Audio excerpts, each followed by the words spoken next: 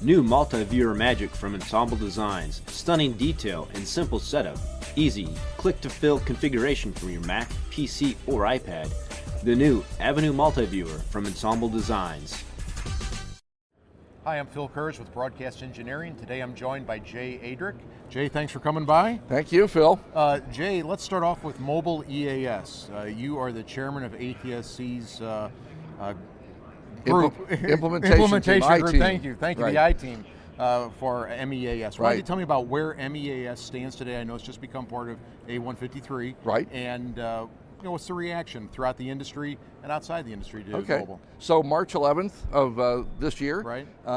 It became a standard. We're A153 Part 10-2013, and that is a major step forward because we got there very quickly. We started last June to get to that point. We formed the I-team in January, and we've been recruiting members. We've got a pretty good selection of members from the broadcast community, from the community, for example, Monroe Electronics and Barron, who's in the radar business, right. that would create any weather-related input. Plus, we've got some receiver folks, and we've got Exploy and others that are on the team now. So they're all focused on the workflow part that occurs in front of the actual delivery system. And that, I think, is going to be yet another challenge, but not one that gets standardized in ATSC. So we're looking for kind of an open architecture. We're looking for standardizing the interfaces so that a station can implement and pull files and pull content from the various sources and have it all work. We are going on the air at WRAL with an actual implementation and tied back to FEMA and the source of the CAP messaging. So that is a step forward there. Pete Sockett and Sam Matheny are supporting those activities. We have obviously been doing a lot of work on the Hill and work with various agencies, National Weather Service, FEMA, and of course members of Congress, exposing them to what the capabilities are of M-EAS. And we're getting very positive responses out of that group. A lot of interest. They understand that broadcast is a lot more robust than the wireless industry, particularly when you've got a major disaster, something like what happened with Sandy. Right, right. Now I know on the implementation team we've been talking about how broadcasters are going to implement, but you're also detecting support from the consumer electronics community. We are. Okay. We are. And in fact, actually out here at the show, the first commercially available receiver to be able to support M-EAS is being shown, and those are the folks at Elgato. They have an app now that allows the CAP messaging banner to be displayed on the iPad or iPod or iPhone device. Right. Now if I could shift gears for just a second, you also have been involved with a lot of aspects of the digital transition and what's going to happen with this auction and repack and some of the challenges broadcasters will face.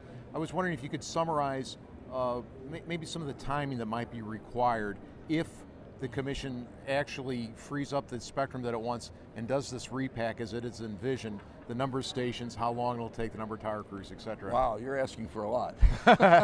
Briefly. I gave a paper on Monday. Right.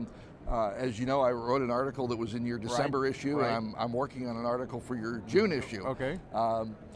So there's still a lot of unknowns.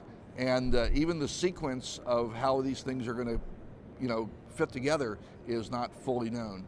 We all commented when the NPRM came out, and then many of us supplied comments during the reply comment period, which ended in March. We're kind of sitting back now and waiting to see what, the old story about the chopped meat that gets ground up and turns into sausage. Right, what exactly. the sausage looks like when it comes out of the commission. But nevertheless, we're still keeping close to the Hill and to the commission, the people in the commission, letting them know what our thoughts are and our comments are. Particularly, in the NPRM, it was proposed that this could be done in 18 months. Well, we've already said even 3 years is a stretch. The 3-year number came out of Congress. And think about the tower crew issue. 14 tower crews, in the United States, that's it. That's it. 14 tower crews capable of doing broadcast type towers, tall towers, heavy antennas. You figure an average of 5 weeks by the time you rig a tower, you go up, do the work, you de-rig the tower, you move to the next site. That doesn't include anything for bad weather, for holidays, whatever. 14 crews, 5 weeks a site, you're 434 stations max in 3 years. Okay? How many stations are going to repack? We don't know yet. No one knows. Right. Even the commission can't tell us that. Right. So the process is going to start with how many stations volunteer, right? How many jump in, and how many of those that volunteer actually get taken up on their contribution of their spectrum, right? Because some of those that volunteer may be in areas where the spectrum is not needed, nor would it contribute to the repack. Therefore, why are we going to pay for their spectrum when it doesn't add up to anything? Right. So again, a lot of unknowns, but little by little we'll start hearing about bits and pieces. You can't really do a repack plan until you know how much you've got to work with, right? And that will be post the reverse auction, where the stations get acquired, or the spectrum gets acquired, or there's consolidation through a joint operation of a single transmitter. And at that point, then they can try to do a plan.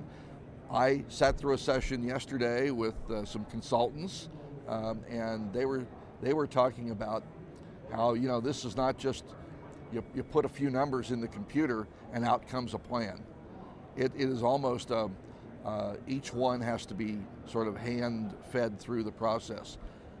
It could take a year to generate a plan of how to repack after the auction. So I think people are going to be really surprised when they have to implement on the schedule that they thought they were going to work against. Right. We may be able to get to an auction in 2014, but that's only the tip of the iceberg. Sure. Let me shift gears again. You have been honored here at NAB with the 2013 NAB Television Engineering Achievement Award. Right. Congratulations. Thank you. What are some of your thoughts about that? How does it make you feel?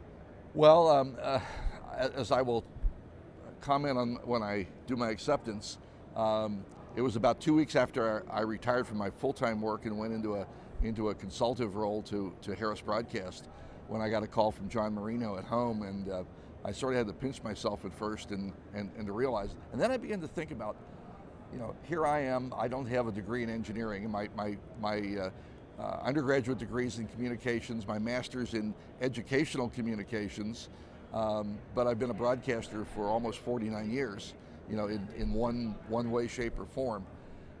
Having worked in both commercial radio and public television, and having also taught for 8 years at a university.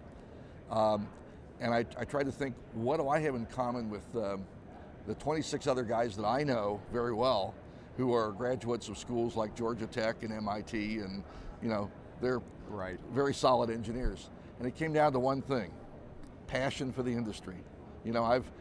I've had a real passion for this business since I was 13 years old. I went on a tour with a neighbor who was an engineer for Crosley Broadcasting in those days, to the Voice of America transmitting site in Bethany, Ohio. And you went into this magnificent 40s era transmitter hall with 6 200 kilowatt transmitters, and you could hear the modulation from the modulation transformers talking to you. And it was at that point I said to myself, I want to be part of this, and that lit the fire of passion. I didn't get to really jump in until I was 17 years old, my first job in commercial radio, and the passion stayed with me ever since, and I think that's the thing that has driven me to the point of getting this award. Well, that's great, and congratulations, and thanks for taking a few minutes out to talk with us here at NAB. Okay, thank you, Phil. Thank you.